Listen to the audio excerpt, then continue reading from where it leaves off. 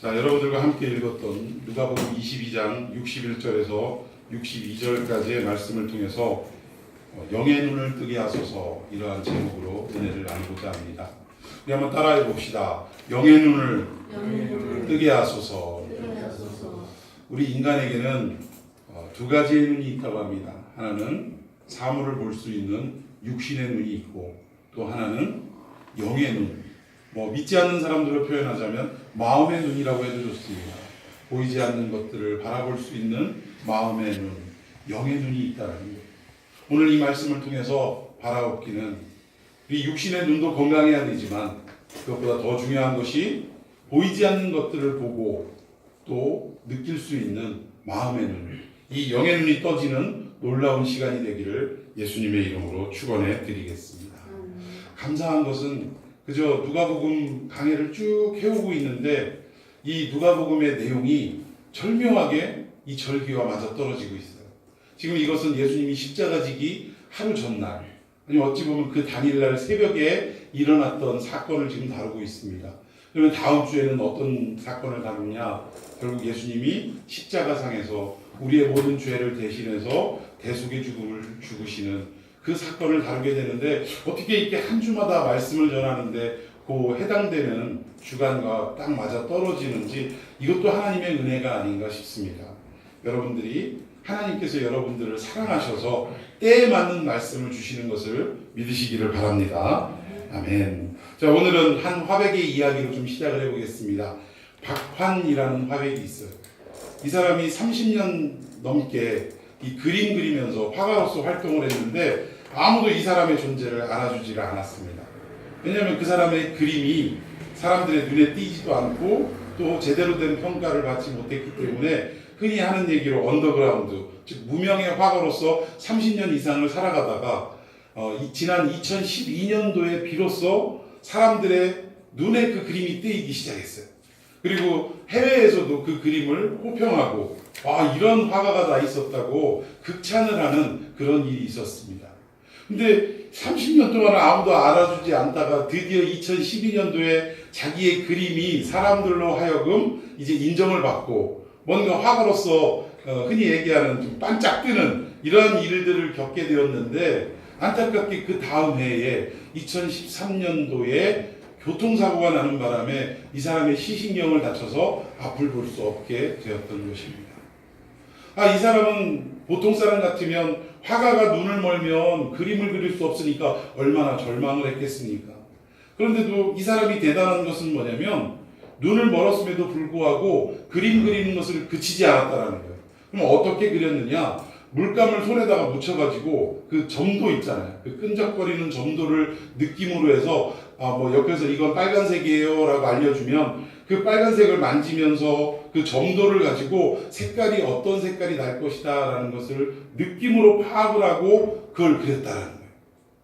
근데 여러분, 말이 쉽지, 이 사람이 물감을 만져가지고 점도를 따지면서 느낌으로 그림을 그리기까지 얼마만큼 수고와 노력과 반복의 역사를 거듭했겠습니까? 그럼에도 불구하고 이 사람은 끝까지 포기하지 않고 그 두 눈이 멀은 채로도 그림을 끝까지 그려냈다라는 거예요. 그리고 전시회가 드디어 지난해 2017년도에 열렸는데 사람들이 그 그림을 보면서 너무나 깜짝 놀랐어요. 그러니까 5년 만에, 눈이 멀고 나서 5년 만에 다시금 전시회를 했는데, 이 그림을 관람하는 사람들의 평가가 어땠느냐면, 이 그림이 예전에 눈을 뜨고 있을 때의 그림은 물론 실력이 있어서 해외에도 호평을 받았지만 그 그림의 톤 자체가 좀 어둡고 칙칙하고 그러면서도 사람들의 어떤 마음을 이끌리게 하는 이런 그림이었다면, 눈이 멀고 나서 그린 그림은 뭔가 좀 밝고 아름답고 화사하고 이런 그림의 톤으로 바뀌었다라는 것입니다.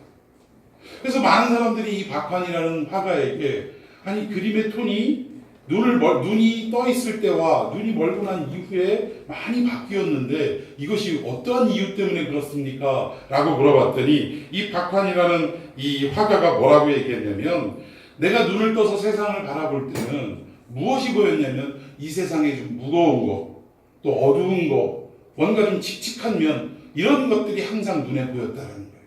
그래서 그 보이는 대로 표현한 것이 자기의 그림이었다. 이렇게 이야기했는데 자기가 막상 육신의 눈을 멀고 나서는 어떤 일이 있더냐면 세상에 내가 어둡고 칙칙하고 무거운 것들만 바라봤는데 육의 눈이 멀고 나서는 이 마음의 눈이 어떤 것들을 자꾸 이야기하냐면 이 세상의 아름다운 것들, 이 세상의 밝은 것들, 이 세상의 사람들을 기분 좋게 하는 것들, 이런 것들이 자꾸 보이더라는 거예요. 그래서 그 보이는 대로 육신의 눈이 아닌 그 영의 눈, 마음의 눈이 보이는 대로 그림을 그린 결과가 지금 이렇게 나타난 것이 아니겠느냐라고 이야기를 했다라는 것입니다. 여러분, 이 박환이라는 사람의 이야기를 우리가 비추어 볼 때 사람이 눈에 보이는, 즉 육신의 눈으로 살아가는 것도 정말 중요한 것입니다. 육신의 눈으로 좋은 것을 바라보고 또 아름다운 것을 바라보고 사는 것도 중요한 일이에요. 그런데 그거보다 더 중요한 게 뭐냐? 육신의 눈으로 볼 수 없는 이 마음의 눈, 즉 영의 눈으로 아름다움을 볼 수 있는 눈이 떠지는 것이 더 중요하다는 것입니다. 여러분들, 사람들은 대부분 육신의 눈을 가지고 살아가는 것이 이 세상의 절대 가치라고 생각합니다. 내가 눈에 보이면 이 보이고 나타나는 것이야말로 변치 않는 진리다라고 생각하는 경우가 많이 있다는 거예요. 그런데 안타깝게도 진정한 진리는 눈에 보이는 것보다 눈에 보이지 않는 마음의 눈 또는 영의 눈으로 바라볼 때 그 가치가, 그 진가가 드러나는 역사가 있다라는 것입니다. 여러분, 바라보기는 여러분들의 육신의 눈도 건강해야 되지만 마음에는 이 영의 눈이 떠져서 보지 못했던 것들을 바라볼 수 있는 놀라운 인생이 되기를, 놀라운 역사가 되어지기를 예수님의 이름으로 축원해 드리겠습니다. 자, 그렇다면 우리가 마음의 눈, 이 영의 눈을 뜨기 위해서는 어떻게 해야 될 것인가? 영의 눈을 뜨고 봐야 보다 가치 있는 것을 볼 수 있다고 했는데 그럼 과연 어떻게 영의 눈을 뜰 수 있느냐 이거예요. 우리 지난주에 예수님께서 힘없이 체포되는 장면에 대해서 설명을 드렸습니다. 마지막 최후의 만찬을 나누시고 그 안에서 자신을 배반할 그 제자들을 바라보시면서도 그들에게 책망하지 않으시고 용서하시고 그리고 제자들을 데리고 겟세마네 동산에 가서 마지막 최후의 기도를 하나님 앞에 올려드리는 예수님의 모습을 말씀을 드렸어요. 그런데 이 기도하는 도중에 누가 찾아왔다고 그랬죠? 예수님을 팔기로 했던 이 가룟 유다가 이 병사들을 데리고 겟세마네 동산으로 찾아와서 예수님 앞에 나아가 입맞추려고 했다라는 거예요. 근데 이것은 뭐냐면 내가 입맞추는 그분이 바로 예수님이니 입맞추는 것을 징표로 사인으로 해서 그분을 체포하면 된다라는 사전에 약속이 있었기 때문에 그 일을 하려고 했다라는 것입니다. 그런데 예수님이 입맞추려고 나오는 가룟 유다 앞에 뭐라고 하셨어요? 네가 나에게 입맞추려고 하느냐? 그리고 네가 왜 이 일을 하는지에 대해서 예수님이 다 아신다라는 것을 가룟 유다에게 말씀하시고 그리고 그를 책망하는 것이 아니라 이 말씀을 하셨던 이유가 마지막까지 가룟 유다가 잘못을 깨닫고 회개하고 돌이키기를 바라는 마음으로 이 말씀을 하셨다라는 것도 지난주에 설명해 드렸습니다. 오늘 그렇게 가룟 유다에 의해서 많은 병사들에 의해서 힘없이 맥없이 체포당하는 예수님의 모습을 바라보고 그를 따르던 제자들은 어떻게 됐어요? 삽시간에 겁이 나고 두려워서 예수님 곁을 지키던 이 모든 제자들이 다 예수님 곁을 떠나서 도망치고 뿔뿔이 흩어졌다라는 것입니다. 자, 우리 54절 말씀 다 같이 한번 읽어보도록 하겠습니다. 시작. 예수를 잡아 끌고 대제사장의 집으로 들어갈새 베드로가 멀찍이 아멘. 지금 제자들이 다 도망갔어요. 그리고 다 도망가고 뿔뿔이 흩어진 제자들 가운데 한 제자가 도망가는 자기의 모습을 깨달았다라는 거예요. 내가 지금 뭐하고 있는 거지? 그러면서 마음을 다잡고 다시 고쳐먹고 예수님이 끌려가는 그 길을 어떻게 해요? 가까이가 아니라 멀찍이 따라갔다. 그런데 그 제자의 이름이 누구였다고요? 베드로였다는 것입니다. 예수님은 체포되어서 지금 어디로 끌려가셨냐면 그 당시에 대제사장이라는 이 가야바라는 사람의 집으로 끌려가셨어요. 그리고 그 뜰에서 지금 여러 종교 지도자들이 모여있는 가운데 불법적인 재판이 이루어지는 것입니다. 그때부터 예수님을 조롱하고 때리기도 하고 신문하기도 시작했는데 이때 멀리서 힐끗힐끗 바라보는 제자가 바로 베드로였다라는 거예요. 감람산에서는 너무나 무서워서 제자들과 함께 다른 제자들과 함께 도망을 쳤는데 전날 밤 하신 말씀이 갑자기 떠올랐던 것 같아요. 네가 오늘 다 굴기 전에 3번 나를 부인하리라 하셨던 그 예수님의 말씀. 그때 베드로는 어떻게 반응했냐면, 아니 예수님 지금 무슨 말씀을 하고 계시는 거예요? 저 모르세요? 그리고 괜히 엉뚱한 나머지 제자들을 끄집어 와가지고 이 사람들은 다 배반할지 모르지만 저만큼은 배반하지 않습니다 라고 호언장담했다라는 거예요.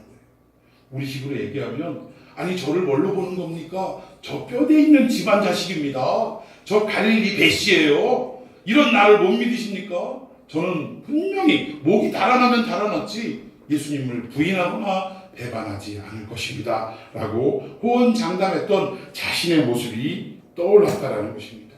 그래서 도망가다가 발걸음을 돌려서 멀찍이 예수님을 따라가다가 드디어 가야바의 집들 안에 같이 들어갔다라는 거예요. 같이 들어가서 예수님이 신문당하시는 거, 예수님이 조롱당하시는 거, 예수님이 매를 맞고 침뱉음을 당하시는 모든 현장을, 그 동태를 파악하고 있었다는 것, 주시하고 있었다는 것입니다. 그런데 한참을 바라보고 있는데 그 집안에, 즉 가야바 집안의 한 여종이 나타나서 베드로를 유심히 쳐다보는 거예요.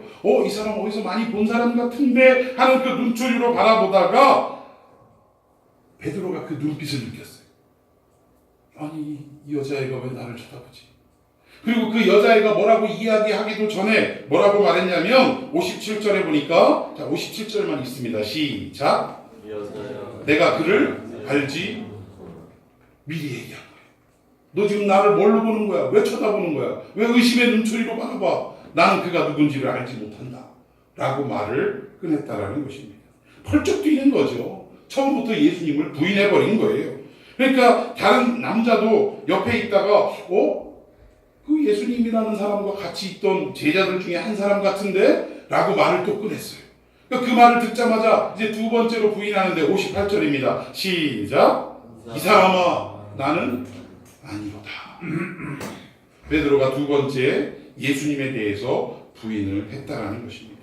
아마 주 주먹을 불끈 쥐고 억울하다는 듯이, 아니 내가 어떻게 저 이 갈릴리 예수라는 사람과 한패거리로 보이느냐고 말이지. 나는 결코 저 사람을 모른다고 펄쩍 뛰면서 부인을 했다라는 것입니다. 또 시간이 좀 더 흘렀어요. 이제 다른 사람이 가만히 보고 있다가 이제 무엇을 가지고, 이제 겉모습, 얼굴, 형태 이것을 가지고 예수님 제자 아니냐고 물어봤던 것이 아니라 이제 그의 말투를 가지고 물어봅니다. 아니 가만히 들어보니까 당신 갈릴리 사투리가 좀 섞여 있는데? 여러분 우리도 그렇죠. 저쪽 경상도 지역에 있는 사람들, 그쪽에 사는 사람들과 대화를 하다 보면 아무리 표준말을 하려고 애를 써도 그 억양 가운데 경상도 사투리가 튀어나오는 것을 우리가 느낄 수 있습니다. 뭐 전라도는 말할 것도 없죠. 더 재밌죠? 예. 그래서 그 말투만 봐도 이 사람이 어디 출신인지를 금방 알아볼 수 있습니다. 마찬가지로 이 베드로가 살았던 갈릴리 지역에도 이 유다의 표준어가 있지만 갈릴리 특유의 그 억양, 그 사투리가 있었다라는 거예요. 그래서 지켜보던 이 사람이, 아니 저 예수도 갈릴리 사람인데 당신 말투를 들어보니까 갈릴리 사투리가 섞여 있는데? 그러면 아까 여종이 얘기했던 거나 어떤 남자가 얘기했던 것처럼 당신 정말 저 예수라는 사람의 제자가 확실한 거 아니야? 라고 반문을 했다는 거예요. 마지막 세 번째 예수의 제자가 아니냐라고 물어볼 때, 자 60절 베드로가 어떻게 반응했는지 읽어봅니다. 시작. 이 사람아 나는 내가 하는 말을 알지 못하노라. 다른 성경에 보면은요, 베드로가 부인만 한 게 아니라 부인하며 어떻게 했다고? 저주할세. 저주까지 했다라는 거예요. 근데 여기서 저주라는 것은 우리식으로 표현하면 이런 거예요. 베드로가 아니 나 모른다는데 이 사람들이 어떻게 자꾸 나한테 예수 제자라고 하는 거야 하면서 저 예수가 도대체 누구길래 하면서 ABC를 막 읊었다라는 거예요. 무슨 말인지 아시겠죠? 욕을 하면서 아니 저런 뭐 벼락 맞아 죽을 저런 인간하고 내가 어떻게 아느냐라는 식으로 저주를 하면서 부인을 했다라는 것입니다. 그런데 이 마지막 세 번째 부인하는 순간 영화의 한 장면처럼 희한한 장면이 연출되더라는 거예요. 어떤 장면이 연출되느냐? 자, 한번 읽어봅시다. 60절, 61절입니다. 시작. 베드로가 이르되 이 사람아 나는 내가 하는 말을 알지 못하노라고 아직 말하고 있을 그때에 어떻게 됐어요? 닭이 울더라. 그 전날 예수님이 마지막 최후의 만찬을 하시면서 베드로 그에게 오늘 네가 닭이 울기 전에 3번 나를 부인하리라 예언하셨는데 그때 자기는 결코 그런 일 없다고 호언장담을 했던 그 순간이 떠올랐던 거예요. 그 순간이 떠오를 때 60절 말씀에 이렇게 닭이 울더라라고 표현하고 있고 61절 계속 읽습니다. 시작. 베드로가 주의 말씀 곧 오늘 닭 울기 전에 내가 3번 나를 부인하리라 하심이 생각나서. 여러분 성경을 자세히 보면 그 닭 울기 그 직전에 닭을 울음소리를 들은 그 상황 속에 3번 나를 부인하리라 하신 예수님의 말씀이 베드로가 떠올랐고 그리고 나서 어떤 일이 있었냐면 예수님과 베드로가 눈이 마주치는 그 기록이 성경에 있다는 여러분 생각해 보십시오. 전날 밤에 그토록 따라다니고 사랑했던 스승 예수님을 나는 배반하지 않겠다라고 말할 때 예수님은 도리어 아니라 네가 오늘 닭 울기 전에 나를 3번 부인하리라 말씀하셨는데 자기는 끝까지 그럴 일이 없다라고 외쳤는데 그 외치는 순간 그리고 나서 그 새벽 닭이 우는 그 순간 자기가 이미 3번 부인을 했고 부인한 자기 자신의 모습을 깨닫기도 전에 예수님과 눈이 딱 마주치는 순간 어땠을까? 그 마음이 어땠을까? 예수님 보기에 한없이 부끄럽기도 하고 미안하기도 하고 자기가 그렇게 호언장담했건만 자기 자신이 초라하게 느껴지고 자기가 부인했던 이 사실이 너무나도 믿을 수 없고 내가 왜 그랬을까 후회하는 그 마음으로 베드로는 그 자리에 더 이상 있을 수가 없었다. 베드로는 밖으로 뛰어나가서 한없이 통곡하며 내가 왜 이랬을까 하면서 그렇게 잘못을 저질렀던 자기 자신에 대한 실망감과 예수님에 대한 그 미안한 감정이 복받쳐서 하염없이 눈물을 흘렸다라는 것입니다. 여러분 오늘 이 베드로에게 들린 닭 울음소리 이 울음소리가 다른 사람들에게는 그저 매일같이 들렸던 흔한 닭 울음소리에 불과했을 것입니다. 닭이 우는 것과 자기 일상과 무슨 소용이 있겠어요? 그런데 이 베드로에게 있어서 닭 우는 그 소리는 다른 사람이 알지 못하는 어떤 깊은 사연이 있는 닭 울음소리였다라는 것입니다. 여러분 베드로에게 들려졌던 이 닭 울음소리는 바로 영혼을 깨우는 소리였고 자기의 잘못을 깨닫게 하는 소리였다라는 것입니다.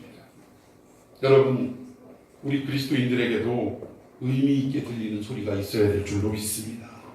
세상 모든 사람들이 그저 아무런 의미 없이 들려지는 소리라 할지라도 그 소리가 우리에게는 정말 영혼을 깨우는 소리가 되어야 되고 우리의 잘못을 깨닫게 되는 소리가 되어야 되고 우리를 부르시는 주님의 음성으로 듣는 의미 있는 소리가 우리에게는 날마다 매 순간마다 들리는 역사가 있어야 한다는 것입니다. 오늘 우리가 예배드리기 전에도 또 예배드리는 순간에도 하나님 앞에 찬양을 드리며 예배를 드렸습니다. 그런데 아무런 의미 없이 곡조를 붙여서 가사를 읊조리듯이 그냥 드리는 찬양을 드리는 경우가 우리가 얼마나 많이 있냐는 거예요. 그런데 그 찬양의 가사가 하나하나 내 가슴 속에 와서 박히고 이것이 남의 이야기가 아닌 나에게 하시는 하나님의 음성으로 또 다른 사람의 고백이 아닌 오늘 내가 하나님께 올려드리는 고백으로 고백되어질 때 그 소리로 내 마음속에 와닿아질 때 비로소 그 찬송은 의미 있는 찬송이 되는 것이고 우리의 삶에 능력 있는 찬송이 되어진다는 것입니다.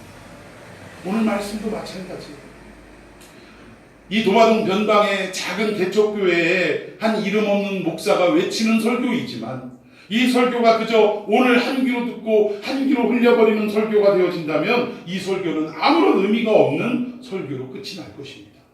그러나 오늘 이 설교가 우리의 마음속에 하나하나씩 새겨지는 역사가 있고 이 말씀이 거울이 되어서 내 자신의 모습을 비춰볼 수 있는 역사가 이루어지고 그리고 그 말씀을 붙들고 내 한평생 이 말씀 따라 하나님 앞에 살아가리라 결단하고 또 그대로 실행에 옮기는 역사가 이루어진다면 오늘 그 설교 말씀은 우리의 인생을 바꾸는 의미 있는 소리로 바뀌게 될 줄로 믿습니다.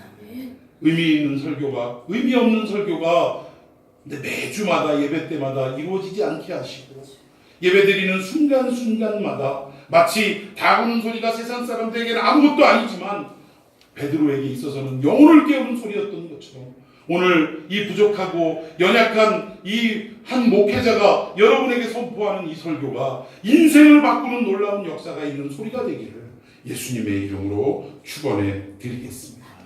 오늘 이 말씀을 가슴에 담고 여러분의 삶의 자리로 돌아가는 역사가 있기를 축원해 드리겠습니다. 여러분, 베드로는 자기 자신이 그토록 배반하지 않겠다고 호언장담을 했습니다. 그리고 예수님을 따라다니면서 수많은 기적도 체험을 했어요. 죽은 자가 살아나는 것도 눈으로 봤고, 눈먼 자가 눈을 뜨는 역사도 봤고, 귀머거리가 열리는 역사가 있었고, 심지어 앉아있는 안진뱅이가 일으켜지는 역사도 있었다는 거예요. 이미 시신이 되어서 관 속에 들어가서 장례를 치러야 되는 이 행렬을 가로막으시고, 그리고 그 아이를 일어나라 명령하실 때 살아나는 역사도 베드로는 옆에서 지켜봤다라는 것입니다. 그리고 그의 입술을 통해서 마태복음 16장에는 예수님이 나 자신을 누구라고 너희들은 생각하느냐 물으실 때 아무도 대답하지 못했지만 베드로만은 뭐라고 대답했냐? 주는 그리스도이시고 살아계신 하나님의 아들이시라고, 우리가 지금 2000년이 지난 이 순간에도 우리 신앙의 표본이 되고 모범이 되는 그 고백을 베드로가 했다라는 것입니다. 이랬던 이 베드로가 무엇 때문에 멀쩡히 눈으로 보고 있는 예수님을 3번씩이나 부인할 수밖에 없었을 것입니다.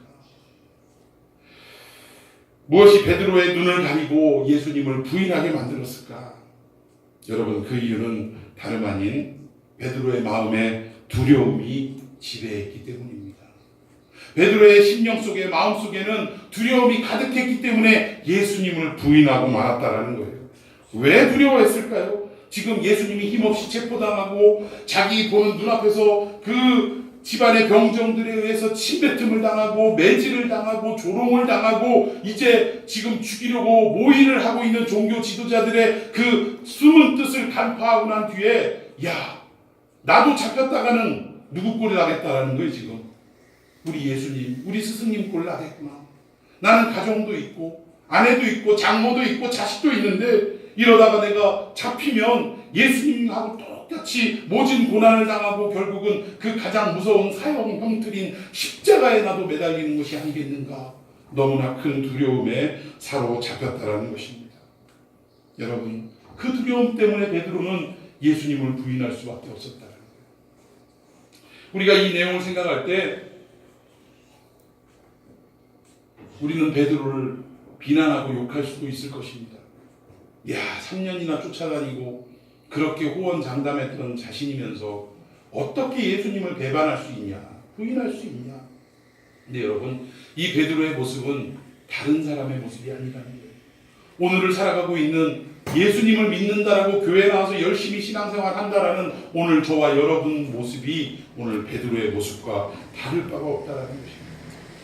여러분, 우리도 오늘 예배드리면서 우리의 인생 가운데 펼쳐지고 있는 수많은 그 두려운 요소들, 학생들 같으면 시험이 여러분들의 두려운 요소예요. 성적이 두려운 요소입니다. 왜? 잘 나오면 괜찮은데 항상 성적은 우리의 기대와 달리 어때요? 제대로 안 나오거든. 내 마음속에 시험 점수는 100점인데 실제로 나오는 점수는 어때요? 70점, 심하면 50점, 60점, 40점 이렇게 나오니까 얼마나 실망스럽고 두렵습니까? 그 성적표를 가지고 부모님 앞에 갈 엄두가 나요, 안 나요? 엄두가 납니까, 안 납니까? 엄두가 안 나는 거예요. 세상이 똑같습니다. 오늘 너무나 두려우니까 예수님을 부인했던 베드로처럼 우리가 형편없는 성적표를 가지고 예수님 앞에, 어머님 앞에, 아버지 앞에 가져갈 엄두가 안 나니까 성적표를 조작하거나, 우리 때는 그런 일이 많았어요. 성적표를 조작하거나 아니면 이 성적표를 보여드리지 않고 성적표 아직 안 나왔어요. 방학 때는 분명히 나올 텐데 방학 때도 성적표가 안 나왔대요. 우리 집에도 그랬던 인간이 있어요. 성적표가 안 나왔대. 이상하다, 나올 때 됐는데 왜 안 나올까? 그리고 방학이 끝나도록 안 나와요. 나중에 알았어. 나중에 야, 우편물 매일같이 기다리다가 이 성적표를 가로채고 우리 부모에게 보여주지 않았구나. 그렇다는 거예요. 왜요? 마음속에 뭐 때문에?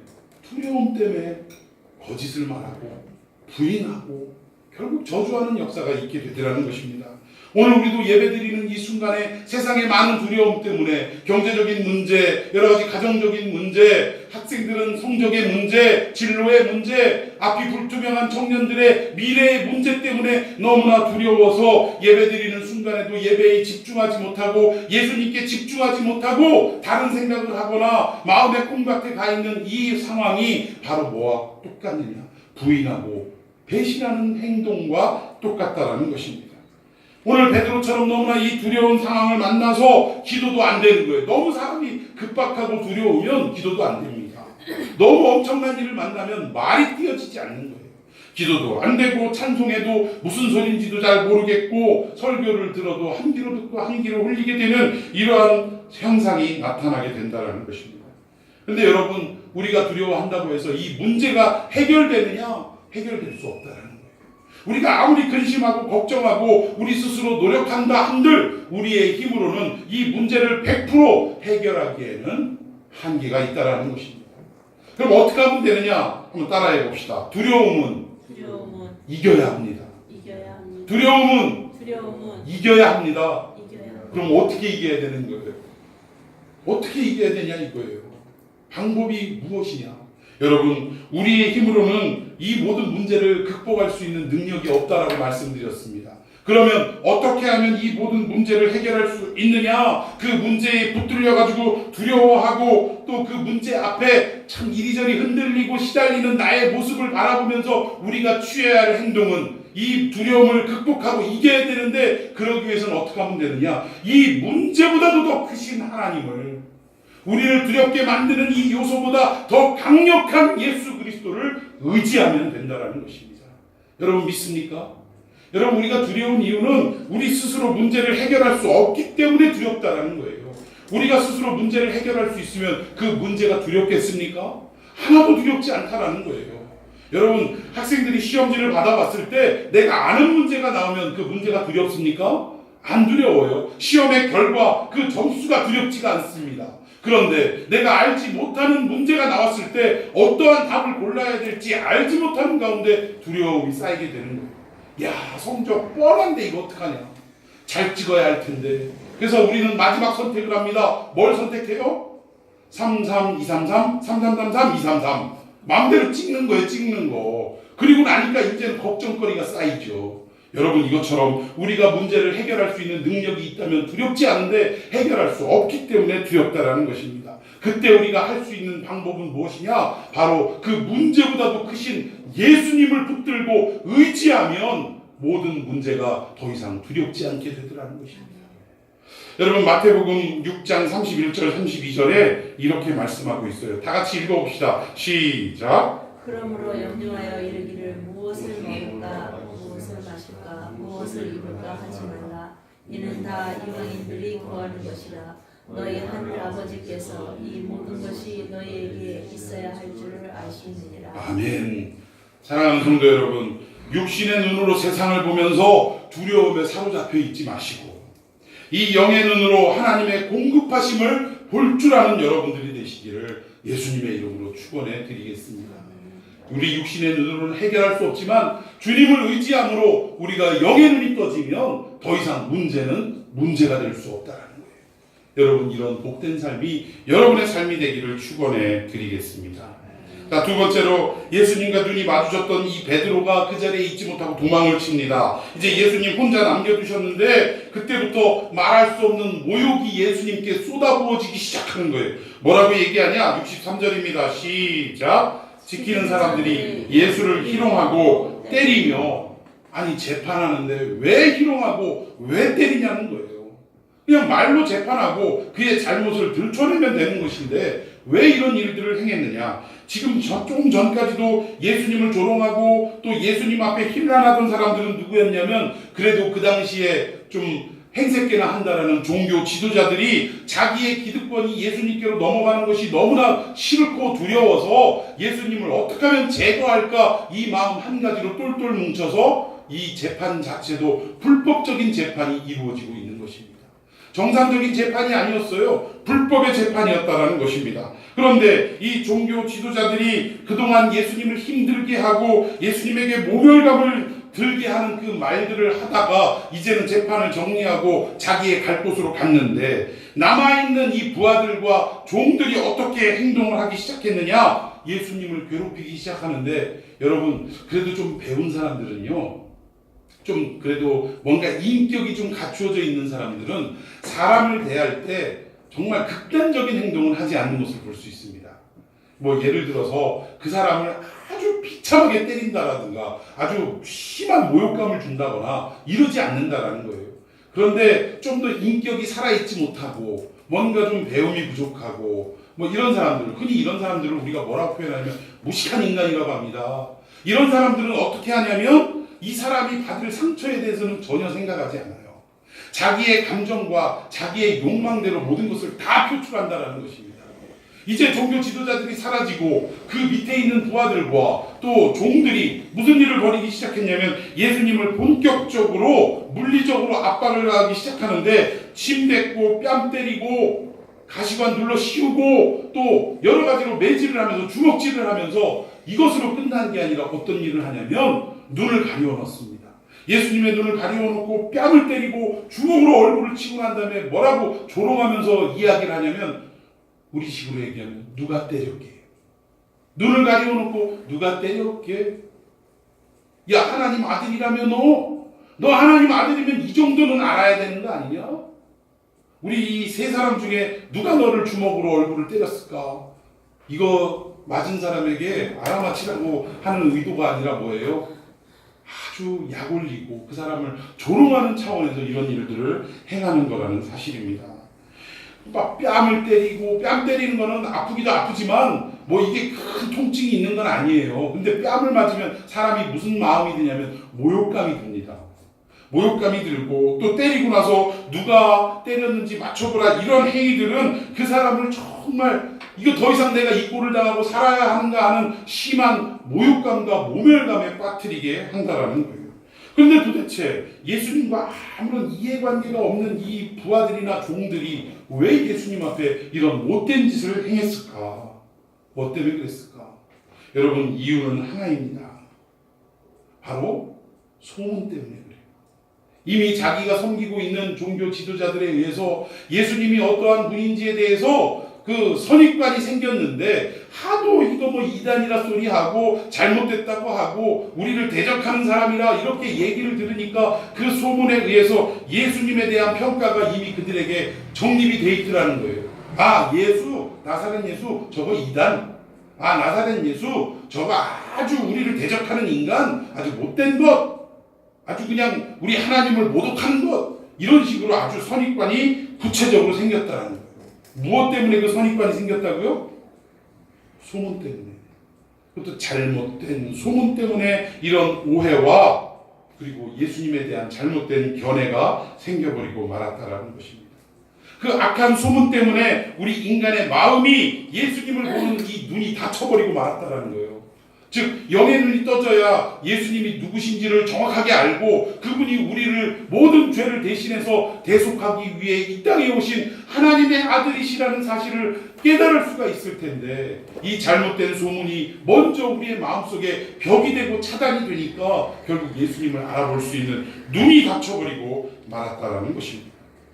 여러분, 이렇게 우리 인간이라는 것은 사람들의 소문에 의해서 결국 마음이 흔들리는 그런 존재라는 거예요.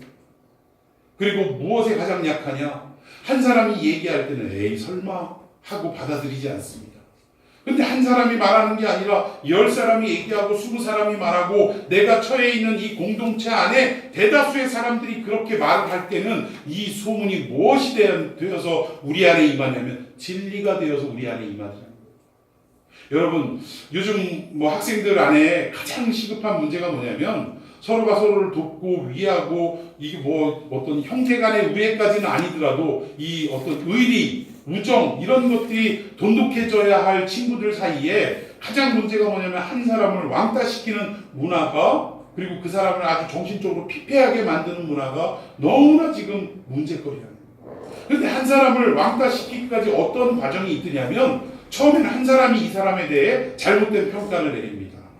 걔 아무 게 뭐 좀 뭐가 부족하고 뭐 어쩌고 뭐 흔히들 여러분들 표현으로 네 가지가 없고 뭣도 없고 이런 식으로 한 사람이 얘기를 해요. 그때까지만 해도 괜찮습니다. 그런데 이 사람에 대한 잘못된 평가와 견해가 두 사람이 이야기하고 세 사람이 얘기하고 같은 반 학급의 30명 중에 한 10사람 이상이 이야기를 하기 시작하면 그 사람은 겪어보지도 않고 어떤 인간이 되냐면 그 소문에 의해서 그런 사람으로 아주 낙인이 찍혀버린다는 거예요.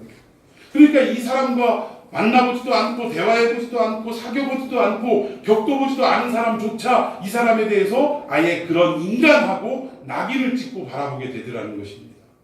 여러분, 이게 아주 무서운 거예요. 여러 사람들이 말하는 이 잘못된 소문, 그것이 옳고 그르든지 그건 나중 문제예요. 어쨌든 이 소문에 대해서 많은 사람들이 이야기를 하면 이 소문의 진위 여부와 상관없이 그것이 무엇이 되느냐 진리가 되고 말더라는 것입니다. 여러분, 여기에서 우리 인간 사회에 문제가 생기는 거예요.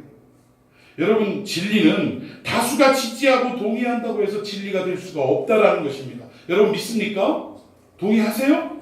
아무리 많은 사람들이 옳다라고 해도 그것이 진리일 수는 없다라는 거예요. 이 민주주의의 가장 어떻게 보면 약점이 뭐냐? 다수결의 원칙이라는 거예요. 예를 들어서 10사람 중에 5명 이상, 즉 6명이 옳다라고 손을 들어버리면 나머지 4사람이 이것이 틀렸다라고 이야기를 해도 나머지 4사람의 의견이 묵살이 나고 그것이 옳은 것으로 결정이 된다는 것입니다. 여러분, 안타깝지만 민주주의의 폐해가 바로 여기 있다는 거예요. 근데 건강한 민주주의를 이루어가기 위해서는 6명이 비록 의견에 이겨서 그것이 여러 가지 정책으로 결정을 하고 따른다 할지라도 반대하는 나머지 4사람의 마음을 어느 정도 이해시키고 또 그 사람들의 의견도 마음 한켠에는 좀 담아둘 줄 아는, 그래서 훗날 잘못되었을 때 그때 그 사람들의 말이 옳았다라고 인정하고 빨리 수정하고 고칠 수 있는 여유가 우리에겐 있어야 돼. 이게 진정한 민주주의의 성숙한 모습이라는 것입니다. 근데 우리는 손들기 해가지고 이기면 무조건 나머지 사람들을 묵살해버리고 만다라는 것입니다. 여러분, 이러한 모습에서 좀 더 성숙한 모습을 갖추는 저와 여러분이 되기를 축원합니다. 교회 안에서도 그래야 돼요. 앞으로 우리 교회가 당회가 생겨지고 또 재직회가 생겨지고 여러 가지 공동회의를 할 때 그때 이렇게 소수의 의견을 완전히 묵사발내는 모습이 아니라 비록 소수의 의견일지라도 얼마든지 청취해주고 귀를 기울여주고 그들의 의견에 어느 정도 반응해줄 수 있는 또 이해해줄 수 있는 넉넉한 마음이 있어야 한다는 사실입니다. 아무튼 다수가 주장한다고 해서 결코 진리가 될 수 없고, 그러면 유일한 진리는 무엇이냐? 오직 하나님의 말씀만이 변치 않는 진리인 줄로 믿으시기를 바랍니다. 하나님 말씀만이 진리라는 거예요. 세상의 다수의 의견을 진리로 삼으면 결국 우리에게는 불행이 찾아올 수밖에 없다는 것입니다. 여러분, 세상의 진리라는 것은요, 기가 막혀요. 저는 참 커피를 좋아하는 사람입니다. 그런데 이 커피에 대한 이 과학적인, 의학적인 이 의견을 제가 얼마 되지 않은 이 짧은 세월 안에서도 그 10년도 채 되지 않은 것 같아요. 처음에 이 커피는 카페인 때문에 사람들 몸에 안 좋으니까 절대 마시면 안 된다는 그런 의학적인 소견이 있었어요. 그런데 몇 년 안 가가지고 어떤 발표가 났냐면 커피는 하루에 3잔에서 5잔까지 마시면 오히려 사람 몸에 이로운 성분이 있어서 좋다라는 거예요. 그래가지고 열심히 또 하루에 3잔에서 5잔 마시기 시작했는데 얼마 안 가서 또 어떤 사람이 발표하기를 커피는 사람 몸에 해롭다는 거예요. 도대체 뭐가 맞는 거예요? 뭐가? 우리 세상의 진리라고 이야기하는 다수의 의견은, 과학적인 의견은 한시적이기도 하고 절대적인 진리가 될 수가 없다는 것입니다. 오직 하나님의 말씀만이 영원한 진리라는 사실이에요.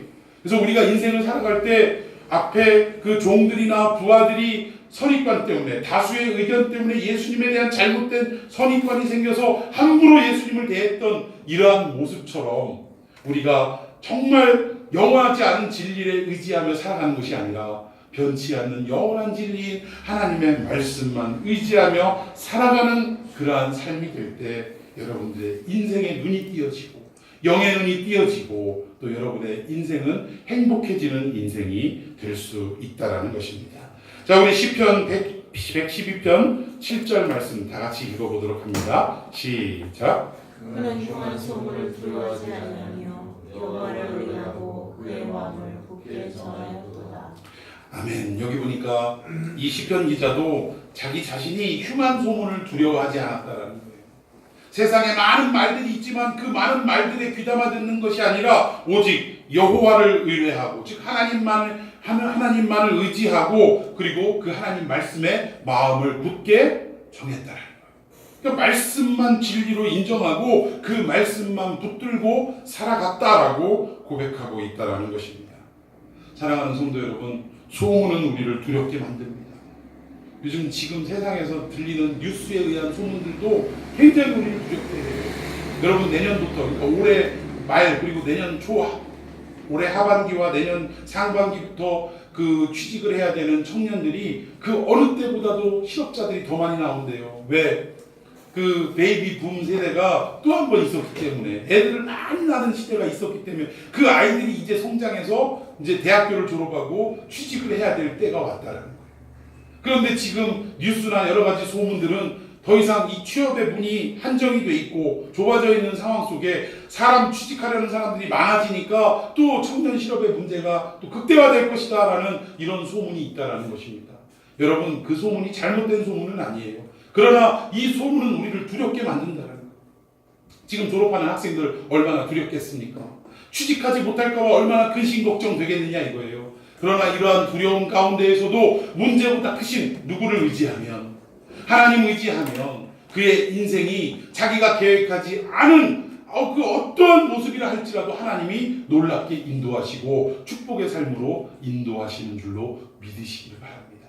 하나님이 책임지시고 그의 인생을 붙들고 가신다는 이 말씀만 의지하면 결국 아무리 취직 자리가 없고 뭐 실업자들이 많다 하더라도 여러분, 두렵겠어요? 안 두렵겠어요? 한번 좀 쉽게 얘기해 볼까요? 우리 아버지가 삼성 이건희 회장이에요. 근데 나 지금 졸업해갖고 취직해야 돼. 취직 자리 걱정돼? 안 돼요? 두려워요? 안 두려워요? 하나도 안 두려워요. 왜? 아버지가 알아서 다 해주실 거니까. 맞아요? 안 맞아요? 여러분, 우리 하나님이 그런 분이라는 사실입니다. 이건희하고는 비교할 수 없는 이 세상 우주 만물을 창조하신 하나님이시고 우리 모든 인생을 다 생사화복을 주관하시는 하나님이시라는 거예요. 여러분, 우리는 이 종이 하나만 눈앞에서 딱 가리워도 앞이 보입니까? 안 보입니까? 이렇게 연약한 존재가 우리 인간이라는 거예요. 아무리 우리 스스로가 5년 후를 계획하고 10년 후를 계획하고 뭐 20년, 30년 후를 계획하며 살아가지만 그 계획대로 되지 않을 수 있다는 그 존재가 우리네 약한 인간의 존재라는 거예요. 여러분, 내가 20년 뒤에 뭐 하면 이렇게 준비하면 될 것이다 라고 열심히 계획해서 그걸 이루려고 달려가지만 그때 가서 된다는 보장이 있어요, 없어요? 저는 지금도 제게 잊혀지지 않는 한 젊은 인재의 이야기가 있습니다. 어려서부터 공부를 잘해서 결국 국비 장학생으로 미국에 가서 공부해서 흔히들 얘기하는 그 명문 대학을 졸업을 하고 그리고 나서 박사 학위까지 받아서 이제 과학자로서 우리나라에 돌아오면 이거는 뭐 아주 그냥 탄탄대로가 열리는 거예요. 그 사람, 그 인재가 들어오기만 하면 우리 여기 뭐 연구단지에서도 여기저기서 다 내려가려고 이미 진을 치고 줄 서서 기다리고 있고 뭐 이런 상황이라는 거예요. 이제는 출세길만 달리면 되는 그런 상황이었어요. 이 젊은 청년이 어려서부터 공부를 잘했기 때문에 인생에 대해서 이렇게 준비하고 이렇게 계획을 해서 이루어 가겠다라고 한 걸음씩 나와왔다라는 거예요. 계획대로 잘 이루어지는 듯 했어요. 그런데 이제는 몇 년 후면 마지막 공부를 마치고 고국으로 돌아가야 되는데 이 학생에게, 이 젊은 청년에게 원치 않는 일이 생겼는데 머리가 아프기 시작하더라는 거예요. 머리가. 평상시에도 편두통 때문에 굉장히 극심한 고통에 시달렸는데 공부하느라고 병원에도 못 가보고 또 미국에서는 병원 가기가 쉽지 않다고 그러더라고요. 그러니까 웬만하면 뭐 개척개척하고 진통제 매달 먹고 견디고 공부하고 했는데 더 이상 이 통증에 시달려서 못 견디게 된 상황에 이제는 출세를 눈앞에 두고 있는 상황에 병원에 딱 갔는데 진단 내려지기를 뇌에 종양이 생겨서 이제는 제거하기에도 손댈 수도 없는 지경에 이르렀다는 거예요. 뭐만 남았어요? 관뚜껑 덮을 일만 남았다. 마지막 얼마 남지 않은 인생을 정리하라라는 의사의 사형 선고가 내려졌더라는 거예요. 여러분, 우리 인생이 그런 거예요. 결국 그 청년은 그냥 한 줌 재로 사라지고 말았다. 우리가 우리의 미래를, 내일을 우리가 계획하고 또 그 계획을 이루기 위해서 열심히 노력하며 살아가지만 여러분, 종이 한 장만 눈앞에 가려도 앞을 볼 수 없는 우리 인간이 내일을 어떻게 알 것이며 5년 후, 10년 후, 20년 후, 30년 후를 우리가 어떻게 장담할 수 있겠냐는 거예요. 여러분, 이런 우리 알 수 없는 이 미래 연약한 존재가 의지할 수 있는 것은 영원한 진리 대신 하나님뿐, 예수 그리스도 한 분뿐이라는 사실입니다. 여러분, 이런 헛된 소문에, 여러분들을 두렵게 만드는 소문에 여러분들 흔들리지 마시고 오히려 문제보다 더 크고 강하신 하나님만을 의지하는 삶이 되셔서 여러분의 영안이 열리고 그 열린 영안으로 하나님이 축복하실 세계를 바라보며 여러분들 모든 두려움을 극복하고 이겨내는 삶이 되기를 예수님의 이름으로 축원해 드리겠습니다. 여러분, 주님만 의지하기 바랍니다. 특별히 인생에 있어서 어떻게 보면 첫 번째 선택의 기로에 있는 우리 고3 학생들, 두려움이 가득할 거예요. 여러 가지 내가 어느 대학을 가야 되고 또 무슨 과로 선택을 해야 내 앞에 불투명한 실업자들도 많다라는 이 세대 속에 내가 어떻게 살아남게 될 것인가 걱정 많을 것입니다. 그러나 여러분, 걱정하지 마시기 바랍니다. 두려움에 시달리지 마시기를 바랍니다. 어떻게 하기만 하면? 주님만 의지하기만 하면, 주님 말씀만 붙들기만 하면 여러분들이 알 수 없는 그 길로, 하나님이 생각지도 못했던 길로 여러분들을 인도하시고 여러분의 삶을 통해 하나님이 영광 거두실 줄로 믿으시기를 바랍니다. 하나님 의지하면 두려움을 극복할 수 있다는 거예요. 이런 복된 삶이 되기를 예수님의 이름으로 축원해 드리겠습니다. 기도하십시다.